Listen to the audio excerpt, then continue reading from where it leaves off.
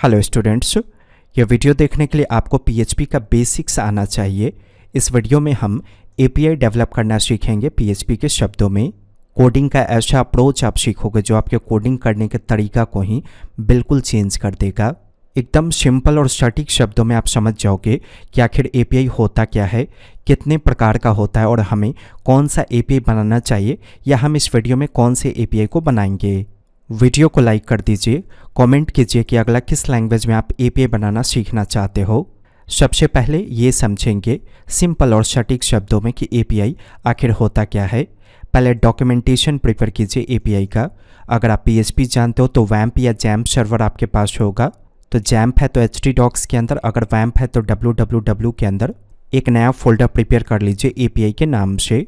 इस फोल्डर को ब्राउज कर लीजिएगा टेक्स्ट एडिटिंग सॉफ्टवेयर में और इस फोल्डर के अंदर index.php के नाम से एक फ़ाइल क्रिएट कीजिएगा। जो बेसिक कोडिंग होती है पीएचपी की वो जरा राइट कीजिए। ऐसे राइट करेंगे localhost/API। पहला क्वेश्चन, एपीआई क्या होता है? रेस्पॉन्स देने के तरीके को कहा जाता है एपीआई। रेस्पॉन्स यानी कि जो रिजल्ट आपको दिखा, जैसे आपको सक्सेस रिजल्ट दिखा, एपीआई में इस रिजल्ट को प्रस्तुत करने का तरीका बदल जाता है, बस वही है एपीआई। बस आप रिजल्ट को प्रस्तुत करने का तरीका सीख लो, आप समझ जाओगे कि एपीआई होता क्या है। जरा राइट क्लिक करके इंस्पेक्ट पे क्लिक कीजिएगा और नेटवर्क वाले टैब में जाइएगा। Ctrl+R प्रेस करेंगे। ये देख रहे हैं स्टेटस का वैल्यू नंबर आपको दिखा, इसे कहा जाता है स्टेटस कोड। इन्हीं कोड को देखकर ब्राउज़र समझता है कि रिजल्ट किस प्रकार का आया। जैसे 200 स्टेटस कोड का मतलब होता है सक्सेस। सपोज कीजिए अगर मैं यहाँ पे राइट कर देता हूँ फेल्ड, मैं सेव करके रन करता हूँ, यहाँ तो आपको दिख गया फेल्ड। लेकिन अगर आप राइट क्लिक करके इंस्पेक्ट करके नेटवर्क में जाओगे और Ctrl+R प्रेस करोगे तो नोटिस कीजिए स्टेटस कोड क्या दिखा आपको, 200। तो 200 स्टेटस कोड होता है सक्सेस के लिए। तो भले ही आपने यहाँ पे मैसेज प्रिंट किया फेल्ड का, लेकिन ब्राउज़र को क्या लगा, मैसेज तो सक्सेस का आया, क्योंकि ब्राउज़र को स्टेटस कोड क्या मिला, सक्सेस वाला 200। तो एपीआई का ये पहला रूल है कि जो भी रिजल्ट आ रहा है आप ब्राउज़र को स्टेटस कोड के शब्दों में समझाओ कि वो रिजल्ट आखिर किस प्रकार का है, क्या वो फेल्ड का है, सक्सेस का है या किसी और चीज़ का। हाँ, ये आपको पता होना चाहिए कि कैसा रिजल्ट के लिए कैसा स्टेटस कोड हम ब्राउज़र को देंगे। अब जैसे मुझे स्टेटस कोड चाहिए फेल्ड के लिए, तो आप ऐसे सर्च कर सकते हो स्टेटस कोड फॉर फेल्ड। देखिए आ गया 424। तो इसका मतलब है कि अगर यहाँ पे फेल्ड का मैसेज आ रहा है तो ब्राउज़र को हमें ये समझाना होगा स्टेटस कोड के ज़रिए, यानी कि ब्राउज़र को हमें 424 स्टेटस कोड देना होगा। तो ब्राउज़र सच में समझेगा कि हाँ, सर्वर से जो रेस्पॉन्स आया वो फेल्ड का है, न कि इस टेक्स्ट को ब्राउज़र देखकर समझेगा। अब ये कैसे समझाएंगे ब्राउज़र को, मतलब ब्राउज़र को स्टेटस कोड कैसे देंगे, सो देखिए। रिजल्ट देने से पहले, जैसे ये रिजल्ट आप दे रहे हो, इसके ठीक पहले http_response_code ये फंक्शन को कॉल करेंगे और स्टेटस को डिफाइन कर देंगे ऐसे 424। अब देखिए मैं पेज को रिलोड करता हूँ, अभी भी तो फेल्ड है, लेकिन अगर आप इंस्पेक्ट में जाकर यहाँ जाओगे नेटवर्क में और Ctrl+R प्रेस करोगे तो नोटिस कीजिए स्टेटस कोड क्या दिखा, 424। तो रिजल्ट कैसा है, ब्राउज़र को कैसे पता चलता है, आपके स्टेटस कोड को देखकर, न कि आपके टेक्स्ट को देखकर। तो ये पहला रूल होता है एपीआई का। सेकेंड रूल एपीआई का, कभी भी एपीआई स्ट्रिंग के शब्दों में यानी ऑर्डिनरी स्ट्रिंग के शब्दों में रेस्पॉन्स नहीं देता है। जैसे यहाँ पे एक ऑर्डिनरी स्ट्रिंग के शब्दों में रेस्पॉन्स आया, तो ये एपीआई का बिहेवियर नहीं है। यहाँ पे रेस्पॉन्स या तो जेसन फॉर्मेट में होना चाहिए, नहीं तो XML फॉर्मेट में। जनरली एपीआई दो प्रकार का होता है, रेस्ट एपीआई और सोप एपीआई। रेस्ट एपीआई का मतलब है आपका जो रेस्पॉन्स होगा यानी कि रिजल्ट वो जेसन फॉर्मेट में होगा। सोप एपीआई का मतलब है कि जो आपका रेस्पॉन्स होगा यानी कि जो आपका रिजल्ट होगा वो XML फॉर्मेट में होगा। तो ये आपको डिसाइड करना है कि आप रेस्ट एपीआई बना रहे हो या सोप एपीआई। तो सोप एपीआई अब नहीं बनता है, पहले बनता था, क्योंकि XML पहले उपयोग होता था, जेसन नहीं था तब। लेकिन जब से जेसन आया है सोप एपीआई नहीं बनता है, उसकी जगह पे हम रेस्ट एपीआई को बनाते हैं।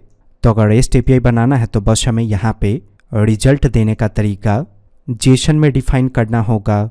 देखिए कैसे डिफाइन करेंगे। मैंने रिजल्ट के नाम से एक वेरिएबल क्रिएट किया, PHP में एक एसोसिएटिव एरे होता है, उसका इस्तेमाल कीजिए। किसी भी नाम से की डिफ़ाइन कर दीजिए, जैसे मैंने मैसेज के नाम से की डिफ़ाइन कर दिया।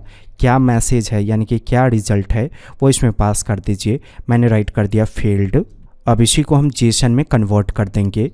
तो जेसन में कन्वर्ट करने के लिए जेसन इनकोड फंक्शन को कॉल कीजिए और इसके बीच में पास कर दीजिए रिजल्ट को, और ठीक इसके पहले एको को डिफ़ाइन कर दीजिए। तो ये एसोसिएटिव एरे पहले जेसन में कन्वर्ट होगा फिर प्रिंट हो जाएगा। तो ये क्या कहलाएगा आपका रेस्ट API, क्योंकि हमने रेस्पॉन्स किस फॉर्मेट में दिया, जेसन फॉर्मेट में। यहीं पे अगर हम रेस्पॉन्स को XML फॉर्मेट में देते तो रेस्ट API ना कहला के ये क्या कहलाता, शोप API। आया समझ में? रन कीजिए, मैंने पेज को रिलोड किया। तो यही वो रेस्पॉन्स देने का तरीका है जिसे हम API के नाम से जानते हैं। बस यही है API। अब इसी को हम इन्हेंस करते हैं बनाते वक्त, वो आपको समझ में आ जाएगा।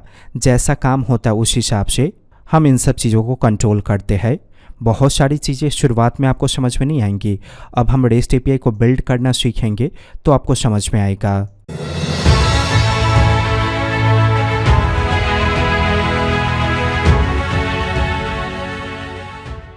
पहले तो आप अपना डेटाबेस एक्सेस कर लो, MySQL डेटाबेस PHP MyAdmin की सहायता से।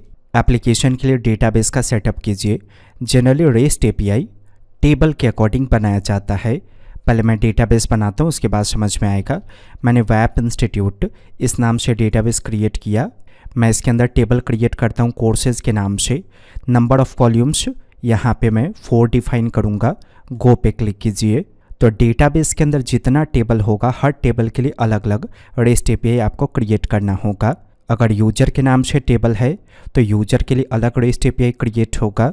अभी कोर्सेज़ के नाम से टेबल हम बना रहे तो कोर्सेज़ के लिए अलग रेस्ट API क्रिएट होगा।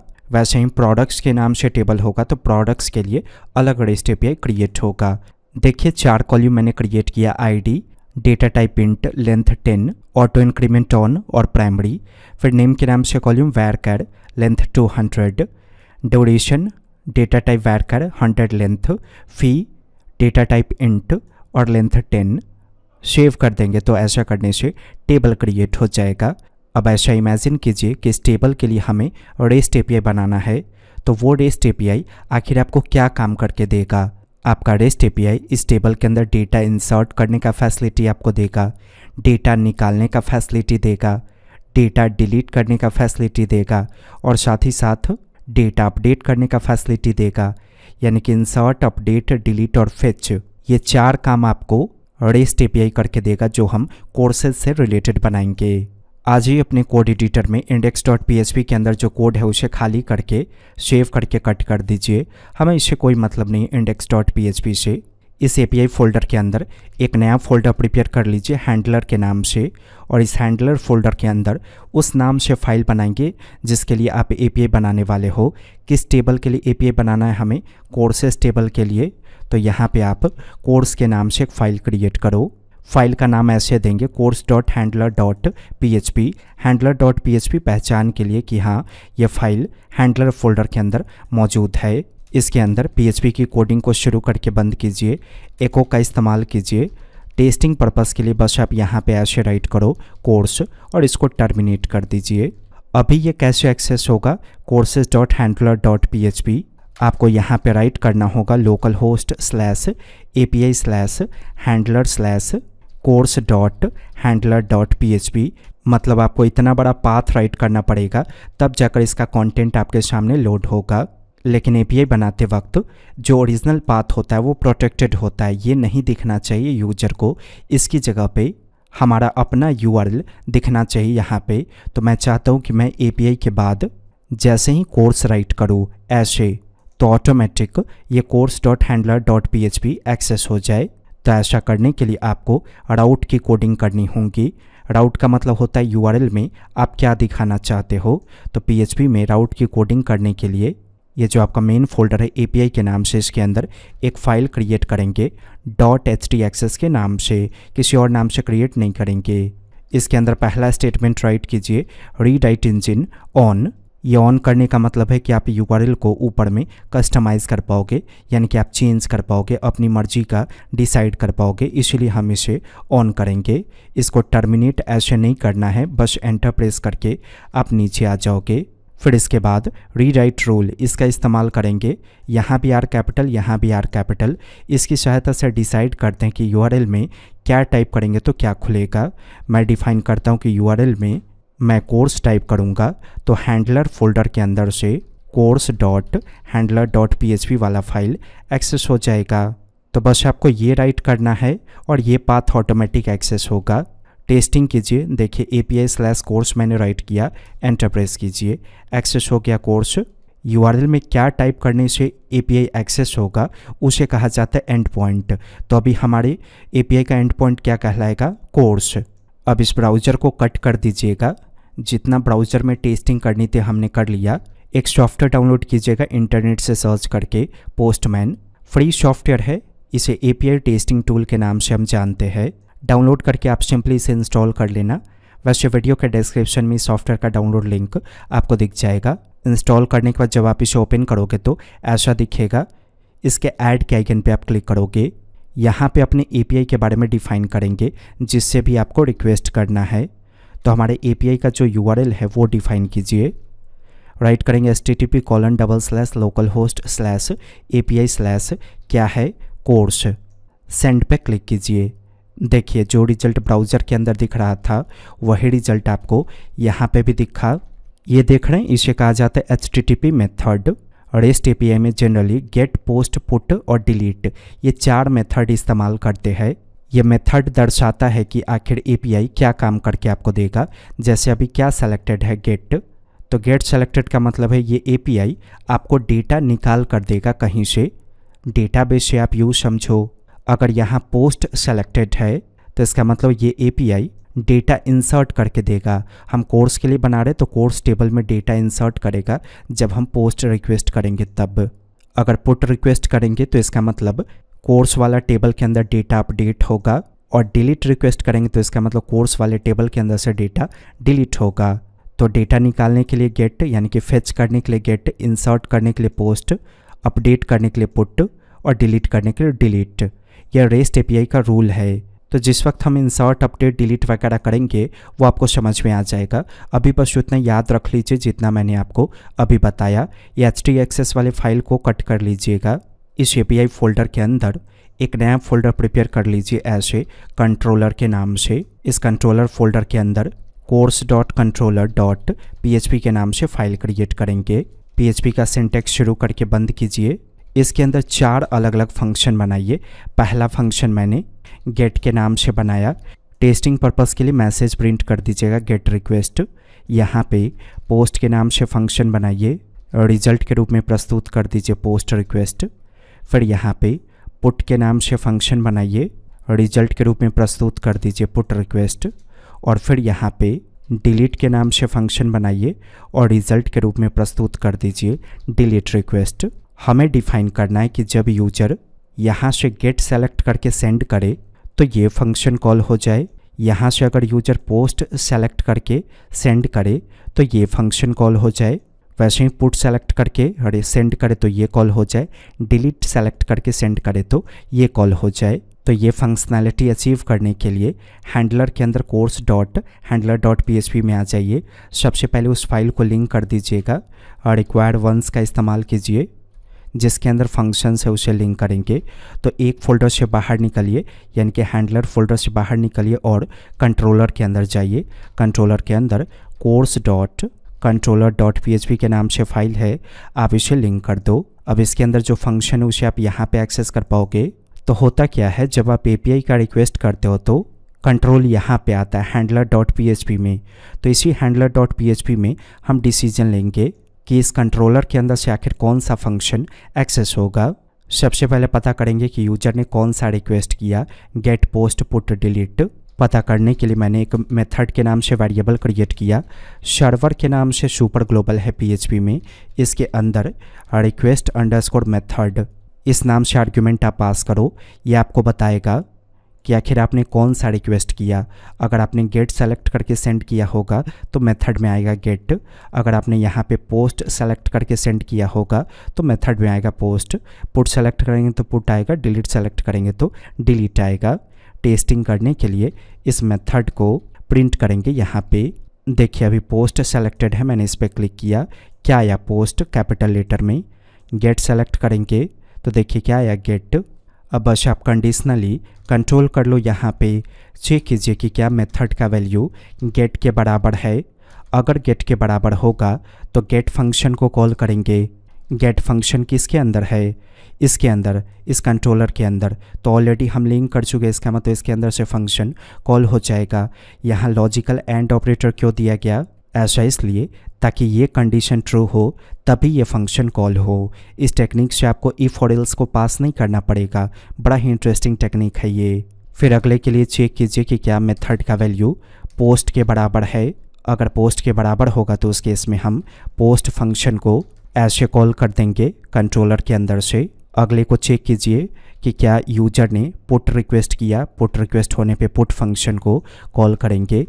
फिर यहाँ चेक कीजिए कि क्या यूजर ने डिलीट रिक्वेस्ट किया। अगर डिलीट रिक्वेस्ट हुआ होगा तो उस केस में डिलीट फंक्शन को कॉल कर देंगे यहाँ पे। अब टेस्टिंग कीजिए ज़रा। अभी यहाँ पे डिलीट है, मैंने सेंड पे क्लिक किया, आया डिलीट रिक्वेस्ट। कहाँ से आया डिलीट रिक्वेस्ट, ये देखिए कंट्रोलर के अंदर जो कोर्स कंट्रोलर में डिलीट फंक्शन है यहाँ से आया। वैसे ही अगर गेट सेलेक्ट करेंगे तो देखिए आएगा गेट रिक्वेस्ट, पोस्ट पे पोस्ट रिक्वेस्ट और पुट पे पुट रिक्वेस्ट। मैं चाहता हूँ कि इन चारों के अलावा अगर कोई रिक्वेस्ट किया जाए, जैसे कॉपी का रिक्वेस्ट किया गया, तो यूजर को मैसेज मिले मेथड नॉट अलाउड। ऐसा करने के लिए हैंडलर में आ जाइए, ये समझाने के लिए कि मेथड अलाउड नहीं है उसके लिए कौन सा स्टेटस कोड है। देखिए मेथड नॉट अलाउड के लिए स्टेटस कोड है 405। तो जो handler.php है इसमें आ जाइएगा, http_response_code फंक्शन को कॉल करेंगे और डिफाइन कर देंगे 405। तो अभी क्या होगा, ये कोड एग्जीक्यूट करने के साथ साथ 405 एग्जीक्यूट करेगा। हमें डिफाइन करना है कि अगर ये चारों फेल हो जाए उसके बाद ये पीस ऑफ कोड चले। अभी देखिए, अभी अगर आप रन करोगे, जैसे मैंने गेट रिक्वेस्ट किया, रिजल्ट तो आएगा गेट रिक्वेस्ट, लेकिन ये भी आ जाएगा status code 405 method not allowed. Result आ गया तो 405 तो नहीं आना चाहिए। तो इस चीज़ को रोकने के लिए कंट्रोलर के अंदर जो गेट फंक्शन है उसमें जाइए, एग्जिट कीवर्ड को पास कीजिए। तो इससे क्या होगा, गेट फंक्शन जब भी एग्जीक्यूट करेगा इस लाइन के बाद आगे का कोड चलेगा ही नहीं। फिर वैसे ही पोस्ट के अंदर डिफाइन कर दीजिए, पुट के अंदर डिफाइन कर दीजिए और डिलीट के अंदर डिफाइन कर दीजिए। अभी देखिए, अभी अगर आप गेट रिक्वेस्ट करोगे तो सिर्फ गेट रिक्वेस्ट आएगा यहाँ पे 200, पोस्ट पे काम कर जाएगा पोस्ट रिक्वेस्ट, पुट पे काम कर जाएगा पुट रिक्वेस्ट, डिलीट पे भी काम कर जाएगा डिलीट रिक्वेस्ट।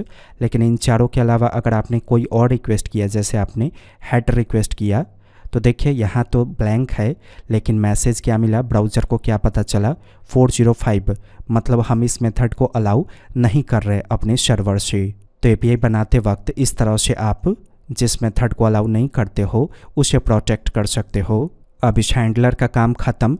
इसका बस इतना ही काम था कि ये डिसीजन लेगा कि किस मेथड पे कौन सा फंक्शन कॉल होगा।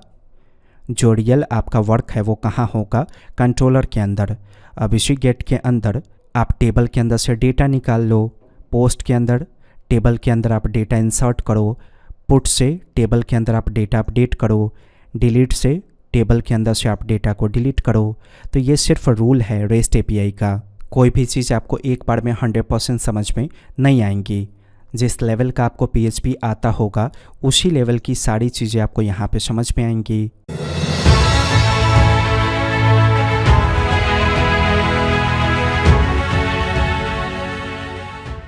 डेटाबेस पे काम करना है, मतलब कनेक्शन इस्टेब्लिश करना होगा।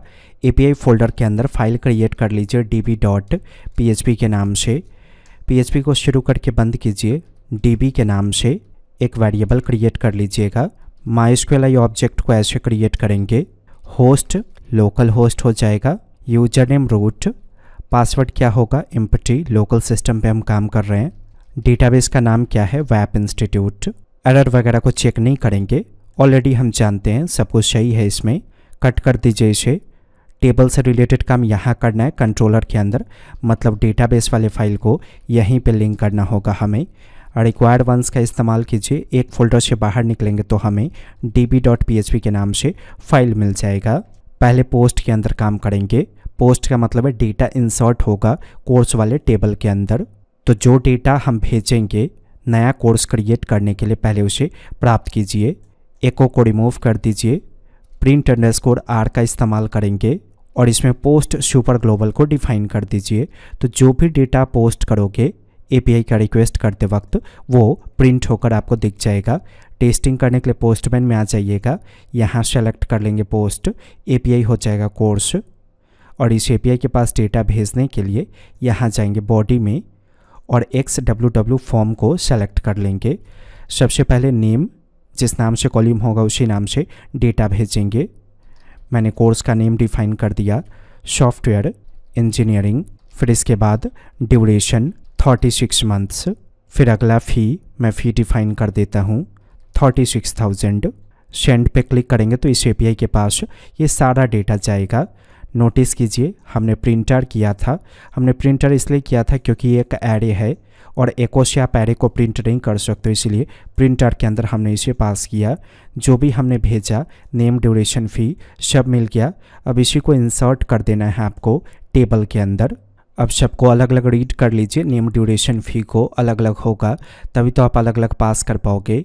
तो नेम को नेम के अंदर रीड करके रखेंगे पोस्ट के अंदर से, ऐसे नेम को रीड कर लीजिए। कॉपी पेस्ट कर दीजिए मल्टीपल टाइम्स। ड्यूरेशन यहाँ डिफाइन कर दीजिए और यहाँ फ़ी के नाम से वेरिएबल बनाइए। फ़ी वाले की को रीड कर लेंगे और यहाँ पे ड्यूरेशन वाले की को रीड कर लेंगे। तो सारा डेटा अलग अलग एक्सेस हो गया। अब एसक्यूएल क्वेरी राइट कीजिए इंसर्ट करने वाला, ऐसे डिफाइन कर देंगे इंसर्ट इनटू। टेबल का नाम क्या है हमारा, कोर्सेज। कॉलम का नाम डिफाइन कर दीजिए यहाँ पे, पहला कॉलम, अगला कॉलम ड्यूरेशन के नाम से है, फिर अगला कॉलम है फ़ी के नाम से। अब वैल्यूज़ डिफाइन कर दीजिए। वैल्यूज़ का मतलब हो गया कि नेम में क्या जाएगा, ड्यूरेशन में क्या जाएगा और फ़ी में क्या जाएगा। तो नेम में जाएगा नेम का डेटा। नेम वेरिएबल को डिफाइन करना है, इसलिए सिंगल कोट के अंदर नेम वेरिएबल को डिफाइन कर देंगे। फिर ड्यूरेशन में क्या जाएगा, ड्यूरेशन वाले वेरिएबल का डेटा। उसके बाद फ़ी में क्या जाएगा, फ़ी वाले वेरिएबल का डेटा। क्वेरी प्रिपेयर हो गया, एसक्यूएल क्वेरी।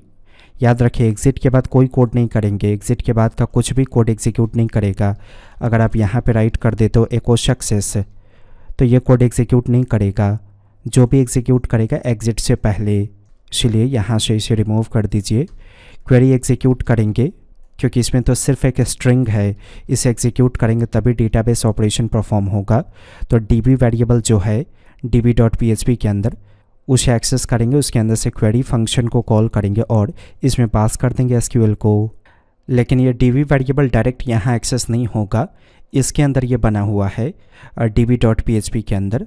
तो पहले ओपन कीजिए db.php को, यहाँ पे ग्लोबल्स का इस्तेमाल कीजिएगा। एरे के अंदर आप db को पास कर दोगे। तो अभी हमने db को ग्लोबल वेरिएबल के रूप में डिक्लेयर कर दिया। सेव करके कट कर दीजिए। अगर ग्लोबली डिक्लेयर्ड है तो इसका मतलब पोस्ट मेथड के अंदर वो एक्सेस हो सकता है। db के नाम से वेरिएबल बनाइए और यहाँ पे ऐसे एक्सेस कर लीजिए ग्लोबल db वेरिएबल को, तब आपको इसमें db वाला वो डेटा मिल जाएगा और इसी db के अंदर से क्वेरी फंक्शन कॉल करके इसमें एसक्यूएल को पास कर देंगे। ये क्वेरी चलेगा मतलब इंसर्ट सक्सेस हो जाएगा, टेबल के अंदर डेटा इंसर्ट हो जाएगा। इंसर्ट हो गया, इसकी जानकारी ब्राउज़र को देना होगा। तो स्टेटस कोड पहले सेट कीजिए 200 क्योंकि सक्सेस हो गया। सक्सेस के केस में या तो 200 दीजिएगा नहीं तो 201। जेसन फॉर्मेट में रिजल्ट देना होगा। एक एसोसिएटिव एरे को प्रिपेयर कर लीजिएगा। रिजल्ट में मैंने इसे रखा। मैसेज के नाम से की डिफाइन कर देंगे और इसमें असाइन कर दीजिए इंसर्ट सक्सेस। एको का इस्तेमाल कीजिए जेसन अंडरस्कोर इनकोड मेथड के अंदर, रिजल्ट को पास कर दीजिए। तो ये एक एसोसिएटिव एरे था, इसको मैंने जेसन में यहाँ पे कन्वर्ट किया और फिर मैंने एको कर दिया। तो फाइनली आपका एपीआई यहाँ पे बिल्ड हुआ क्योंकि यहाँ पे आप ब्राउज़र को बता रहे हो कि सक्सेस हो गया और जेसन फॉर्मेट में आप रिजल्ट दे रहे हो। क्या कहेंगे इसे, रेस्ट एपीआई। टेस्टिंग कीजिए, पोस्टमैन में आ जाइए। यहाँ पे कोर्स वाले एपीआई का रिक्वेस्ट करेंगे, सेलेक्ट कर लेंगे मेथड पोस्ट। डेटा भेजना है इसलिए बॉडी में जाइएगा, XWW फॉर्म को सेलेक्ट कर लेंगे। पहले कोर्स का नेम भेजेंगे, ड्यूरेशन मैंने भेजा 36 मंथ्स, मैं फ़ी भेजता हूँ यहाँ से 36,000, सेंड पे क्लिक कीजिए। नोटिस कीजिए आ गया मैसेज इंसर्ट सक्सेस और स्टेटस कोड को देखकर ब्राउज़र को पता चल जाएगा। लेकिन देखिए अगर इसमें से कोई की मिसिंग हुआ, जैसे मैंने अनचेक कर दिया फ़ी को, तो सिर्फ नेम और ड्यूरेशन जाएगा, उस केस में एरर प्रोड्यूस होगा। तो इस एरर को कैसे हैंडल करेंगे वो समझिए। सबसे ऊपर में काउंट का इस्तेमाल कीजिएगा। काउंट से आप काउंट कर सकते हो किसी एरे के लेंथ को। तो जो पोस्ट वाला एरे है उसको मैंने काउंट किया, इसका वैल्यू चेक कीजिए, यानी कि इसके लेंथ का वैल्यू चेक कीजिए कि क्या ये 3 के बराबर है, क्योंकि 3 कॉलम है जिसमें हमें डेटा इंसर्ट करना है, नेम, ड्यूरेशन, फ़ी। तो क्या तीनों कॉलम का डेटा इसमें आया? तो उस केस में ये देख रहे हैं, ये पूरा कोड यहाँ इफ़ के अंदर पास कर देंगे। इफ़ के बाहर निकलिए, एल्स में ये स्टेटस कोड वाला 3 लाइन कॉपी करके पेस्ट कीजिए। इसका मतलब है बैड रिक्वेस्ट, मतलब जिन डेटाओं की आवश्यकता थी वो हमें नहीं मिला। तो यहाँ से ब्राउज़र को बताएंगे कि रिक्वेस्ट करने का तरीका गलत है। तो अभी बैड रिक्वेस्ट के लिए हमें स्टेटस कोड चाहिए। तो ऐसे सर्च कीजिएगा बैड रिक्वेस्ट, अपने आप आपको दिख जाएगा 400। डिफाइन कर दीजिए यहाँ पे 400। इंसर्ट सक्सेस की जगह मैसेज क्या दे देंगे, इंसर्ट फेल्ड। तो ये 100% एरर हैंडल करने का सही तरीका नहीं है, लेकिन अभी आप बिगिनर हो इसलिए मैं ये बता रहा हूँ। सीखने की शुरुआत में ये तरीका ठीक है आपके लिए। तो सक्सेस के केस में ये रेस्पॉन्स जाएगा, फेल्ड होगा तो उस केस में ये रेस्पॉन्स जाएगा। अभी देखिए, अभी मैं फ़ी नहीं भेजता हूँ, सिर्फ नेम और ड्यूरेशन मैंने भेजा। Insert failed, 400, bad request. आप तीनों भेजो, नेम, ड्यूरेशन, फ़ी। तो यहाँ पे इंसर्ट सक्सेस का मैसेज आ जाएगा और टेबल में डेटा इंसर्ट भी हो गया होगा। आप टेबल में आकर चेक कर लो ज़रा। मैंने पेज को रिलोड किया, ये देखिए आईडी, कोर्स का नेम, ड्यूरेशन और फ़ी। अब इस पे काम करेंगे गेट रिक्वेस्ट पे, ये डेटा निकाल कर देगा।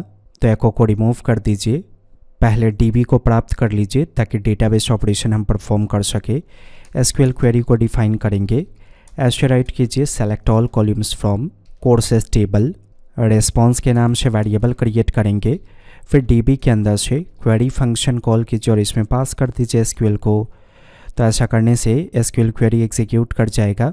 व्हाइल लूप को आप चलाते हो, याद होगा आपको, अगर आप जानते हो ये चीज़। तो व्हाइल के अंदर डेटा के नाम से वेरिएबल बनाएंगे, इसमें हम रेस्पॉन्स के अंदर से फिच अ सोर्स, इस फंक्शन को ऐसे कॉल करेंगे तो हर रो का डेटा निकल के इसमें आएगा। तो अगर 10 रो का डेटा निकल के इसमें आया तो 10 रो का डेटा किसी एरे में प्रिपेयर कर लेंगे हम। तो ऊपर में एक एरे बना लीजिए ज़रा ऑल डेटा के नाम से और इसको एम्प्टी रखेंगे। एरे अंडरस्कोर पुश फंक्शन को कॉल करेंगे। सबसे पहले ऑल डेटा को डिफाइन कर दीजिए और इसमें डेटा को पुश कर दीजिए। तो होगा क्या समझिए, अगर इसमें 10 रो है कोर्सेज के अंदर, तो पहली बार लूप चलेगा तो पहला रो का डेटा आएगा, इसी पहले रो के डेटा को मैंने इसमें रख दिया। फिर अगली बार लूप चलेगा तो अगले रो के डेटा को भी मैंने इसमें रखा। तो 10 बार लूप चलेगा तो 10 रो का डेटा एक एक करके इसमें चला जाएगा। फाइनली अगर आप व्हाइल से बाहर निकलते हो तो इसको एक्सेस करने पे आपको वो पूरा डेटा मिल जाएगा। ये एरे है टेस्टिंग करने के लिए, प्रिंट अंडरस्कोर आर के अंदर ऑल डेटा को पास कर देंगे। रन कीजिए, यहाँ पे गेट रिक्वेस्ट कीजिएगा और सेंड पे क्लिक करेंगे। देखिए आ गया। अब इसी को यूजर के पास भेज दीजिए। तो HTTP response underscore code function को कॉल करेंगे स्टेटस कोड 200, क्योंकि डेटा हमें मिल गया यहाँ पे। फिर इसके बाद जेसन अंडरस्कोर इन कोड को डिफाइन कीजिए और इसे को कर दीजिए यहाँ से। तो पहले स्टेटस कोड सेट होगा, फिर जेसन फॉर्मेट में रेस्पॉन्स मिल जाएगा यूजर को। टेस्टिंग करेंगे, गेट रिक्वेस्ट होगा, फिर से सेंड पे क्लिक कीजिए। देखिए आ गया और ये देख रहे हैं एरे के अंदर पूरा डेटा आया आपका, क्योंकि हम डेटा निकालकर व्हाइल की सहायता से किस में रख रहे हैं, ऑल डेटा में। इसके लिए भी कभी एरर आ सकता है। सपोज कीजिए अगर इसमें डेटा नहीं हुआ कोर्सेज टेबल के अंदर, जैसे कोर्सेज टेबल के डेटा को मैं डिलीट करता हूँ, कम्प्लीटली ये खाली है। तो अगर डेटा नहीं हुआ उस केस में आप रिक्वेस्ट करोगे तो एम्प्टी एरे आएगा। तो हमें इसे हैंडल करना होगा। अगर डेटा नहीं आया तो उस केस में डेटा नॉट फाउंड ये पता चलना चाहिए ब्राउज़र को। स्टेटस कोड यहाँ आना चाहिए 404, क्योंकि 404 का मतलब होता है डेटा नॉट फाउंड। तो यहीं पे रेस्पॉन्स कोड प्रेजेंट करने से पहले काउंट कर लीजिए ज़रा इस ऑल डेटा को कि क्या इसका जो लेंथ है वो 0 से बड़ा है। अगर 0 से बड़ा है इसका मतलब इसमें डेटा आया, उस केस में जो सक्सेस वाला है उसे आप रिटर्न कर दो।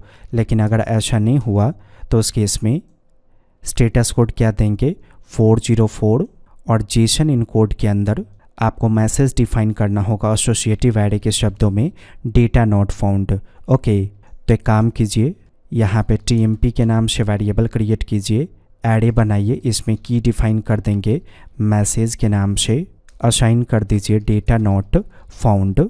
अब इसी TMP को यहाँ डिफाइन करेंगे तो डेटा नहीं होने पे ये एग्जीक्यूट करेगा, होगा तो ये एग्जीक्यूट करेगा।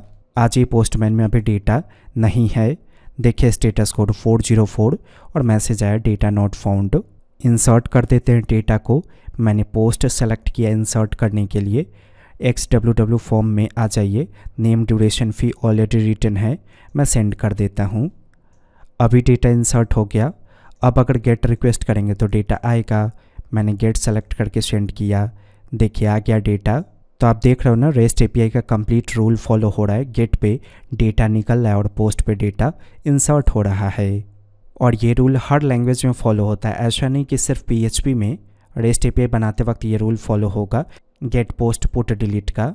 Node.js में, Laravel में, ASP.NET में, JSP में, जावा में, कहीं पे भी आप बनाओगे तो सेम रूल फॉलो होगा रेस्ट API का। बस कोडिंग करने का तरीका आपका चेंज हो जाएगा। यहाँ PHP के शब्दों में कोड कर रहे हो, दूसरे सर्वर साइड लैंग्वेज के अंदर उस लैंग्वेज के शब्दों में आप कोड करोगे, लेकिन लॉजिक जो होगा वो 100% सेम होगा।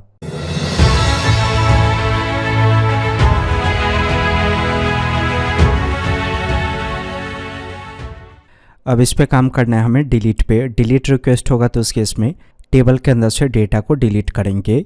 तो देखिए डिलीट रिक्वेस्ट ऐसे होगा और यूजर को कहेंगे कि आप ID के नाम से गेट पैरामीटर भेजो। अगर ID का वैल्यू 1 वो भेजता है तो उस केस में जो कोर्सेज वाला टेबल है हमारे पास, इसमें मैच करेंगे कि जहाँ पे ID 1 मैच करेगा वहाँ का डेटा डिलीट हो जाएगा। तो ये कंप्लीट लॉजिक है डिलीट पे काम करने का।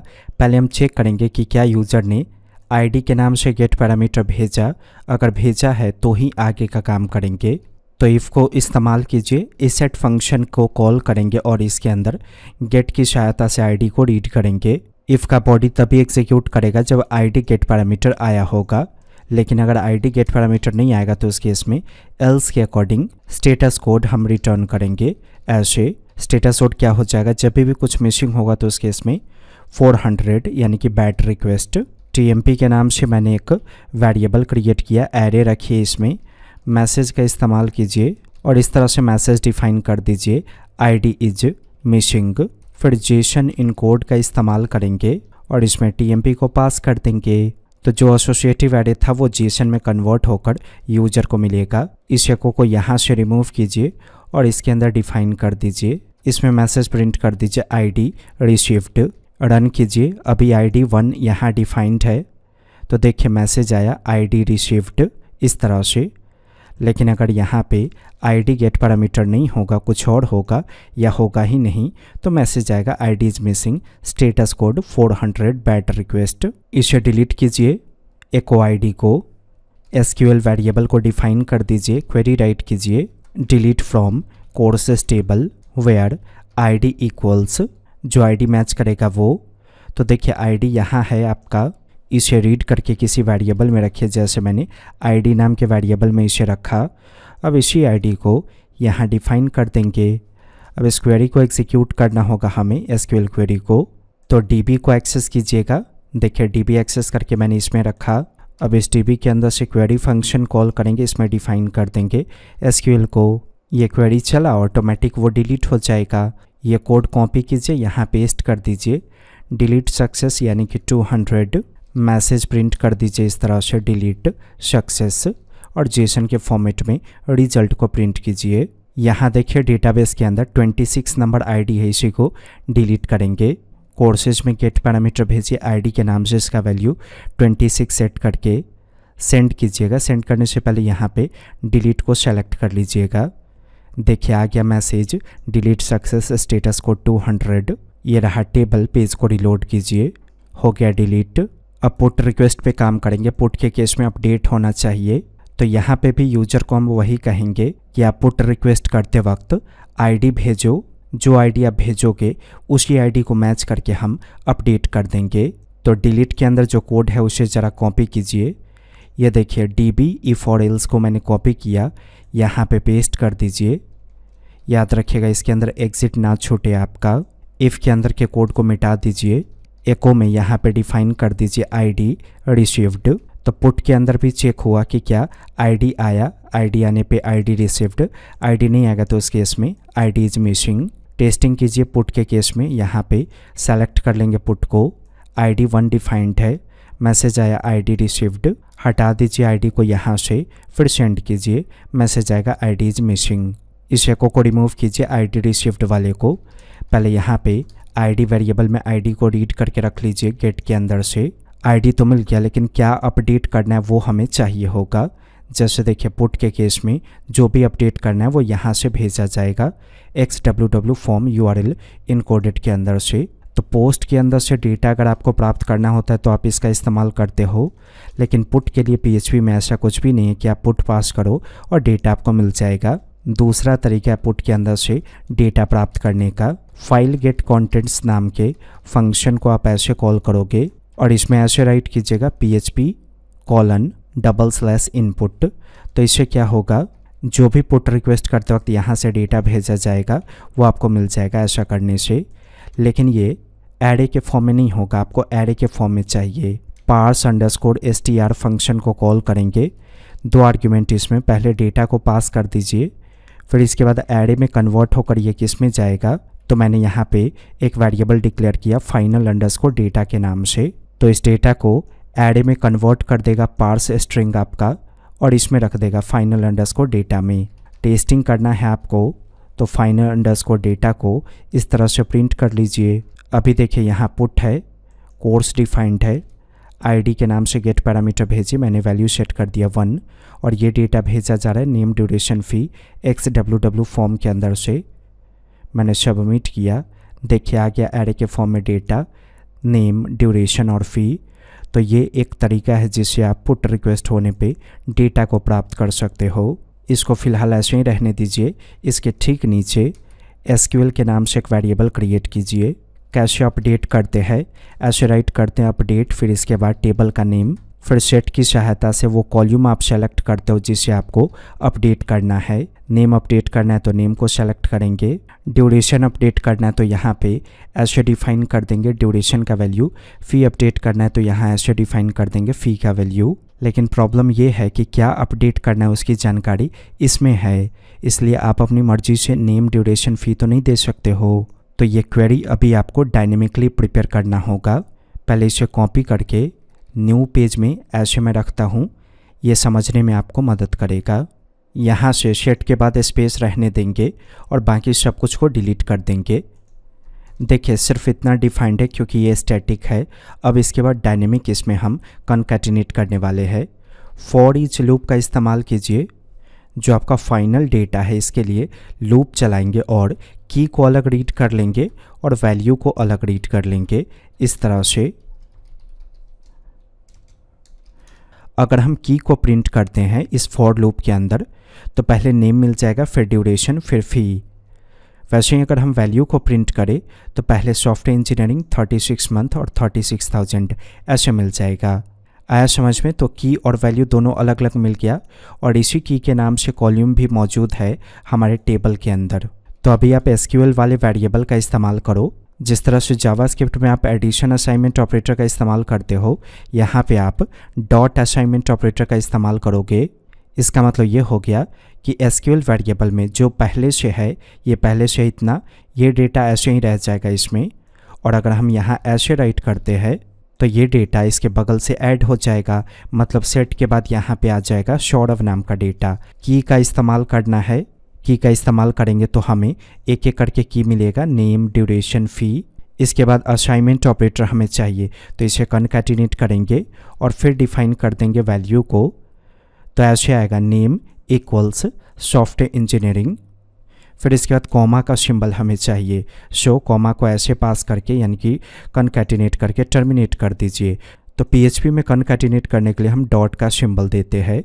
तो ये पूरा क्वेरी प्रिपेयर होकर किस में जाएगा आपका, इस एसक्यूएल में। जरा एसक्यूएल को रन करके टेस्टिंग कीजिए इसकी, मतलब इसको एको कर दीजिएगा। ये जो है प्रिंटर फाइनल डेटा, अब इसकी आवश्यकता नहीं, इसे रिमूव कर दीजिए। मैंने सेंड पे क्लिक किया, पुट रिक्वेस्ट करेंगे। नोटिस कीजिए update courses set, name equals जो वहाँ से आया वो, ड्यूरेशन इक्वल्स और फी इक्वल्स। तो देख रहे हैं जो वैल्यू है सॉफ्टवेयर इंजीनियरिंग या 36 मंथ, ये सिंगल कोट से लॉक्ड होना चाहिए। तो ये रहा वैल्यू। यहाँ पे असाइनमेंट ऑपरेटर के बाद डुअल कोट से पहले एक सिंगल कोट देंगे और फिर कॉमा के बाद, कॉमा से पहले एक सिंगल कोट देंगे। सेव करके रन कीजिए। यहाँ पे सेंड पे क्लिक करेंगे तो अब देखिए यहाँ पे जो वैल्यू है वो सिंगल कोट से लॉक हो गया, 36 मंथ और फी। अब इस लास्ट वाले कॉमा को रिमूव कीजिए। तो लास्ट वाले कॉमा को रिमूव करने के लिए इस फंक्शन को कॉल करेंगे सब स्ट्रिंग रिप्लेस। किसके अंदर से रिमूव करना है, एसक्यूएल के अंदर से लास्ट वाले कॉमा को रिप्लेस करके क्या चाहिए, कुछ भी नहीं चाहिए, इसलिए एम्प्टी पास कर देंगे। लास्ट वाला रिप्लेस करना है इसलिए -1। रिप्लेस होकर ये किस में जाएगा, मैं डिफाइन कर देता हूँ कि एसक्यूएल में ही जाएगा। तो अब अगर हम एसक्यूएल को प्रिंट करते हैं एको की सहायता से, तो नोटिस कीजिए पहले से यहाँ लास्ट में कॉमा दिखा, लेकिन अभी मैं सेंड करूँगा तो लास्ट वाला कॉमा चला जाएगा। इतना प्रिपेयर हो गया। फिर डिफाइन करना है वेयर आईडी इक्वल्स आईडी, मतलब जहाँ आईडी मैच करे वहाँ का अपडेट करो। तो एसक्यूएल का इस्तेमाल कीजिए। एसक्यूएल में जो पहले से क्वेरी प्रिपेयर्ड है, जैसे ये प्रिपेयर्ड है क्वेरी, तो ये वैसे ही रह जाए। इसके लिए हम डॉट असाइनमेंट ऑपरेटर का इस्तेमाल करेंगे। डुअल कोट के अंदर स्पेस देंगे और कैपिटल लेटर में राइट करेंगे where ID equals, single quote के अंदर आईडी वेरिएबल को पास कर दीजिए, ये वाला। टर्मिनेट कीजिए और एको कीजिए एसक्यूएल को। मैंने सेंड पे क्लिक किया, देखिए 100% परफेक्ट क्वेरी प्रिपेयर हो गया। अब इसी क्वेरी को चला दीजिए। डीबी के अंदर से क्वेरी फंक्शन कॉल करेंगे और इसमें पास कर देंगे एसक्यूएल, चल जाएगा। जब ये क्वेरी चल जाएगा तो स्टेटस कोड वगैरह रिटर्न कीजिए। तो नीचे से 3 लाइन को मैंने कॉपी करके पेस्ट कर दिया। 200 या 201 दे सकते हैं। यहाँ पे मैसेज प्रिंट कर दीजिए ऐसे, अपडेट सक्सेस, और जेसन में कन्वर्ट कर दीजिए, एको से प्रिंट कर दीजिए। इसे रन करने के लिए पहले डेटाबेस में आ जाइए। देखिए आईडी का वैल्यू क्या है, 27। मैं काम करता हूँ, मैं ड्यूरेशन को चेंज कर देता हूँ, 36 मंथ्स डिफाइंड है। आप पुट रिक्वेस्ट करेंगे, आईडी हो जाएगा 27। XWW फॉर्म URL इनकोडेड में जाएंगे, ड्यूरेशन को चूज़ करेंगे, मैं डिफाइन कर देता हूँ 24 मंथ्स। मैंने सेंड पे क्लिक किया, आगे अपडेट सक्सेस 200। अगर आप यहाँ चाहते हो टेबल में पेज को रिलोड कीजिए, जहाँ 36 मंथ था, देखिए क्या आ गया 24 मंथ्स। तो इस तरह से हम रेस्ट एपीआई को डेवलप करेंगे। मुझे लगता है अगर आपने पूरा वीडियो देखा है तो 100% आपको समझ में आया होगा। वीडियो के डिस्क्रिप्शन से सोर्स कोड आप डाउनलोड कर सकते हो, जो भी मैंने कोड किया। वीडियो को शेयर कीजिए, लाइक ज़रूर कीजिए, कमेंट कीजिए कि अगला किस लैंग्वेज में आप एपीआई को डेवलप करना सीखना चाहते हो। वीडियो देखने के लिए आपका धन्यवाद।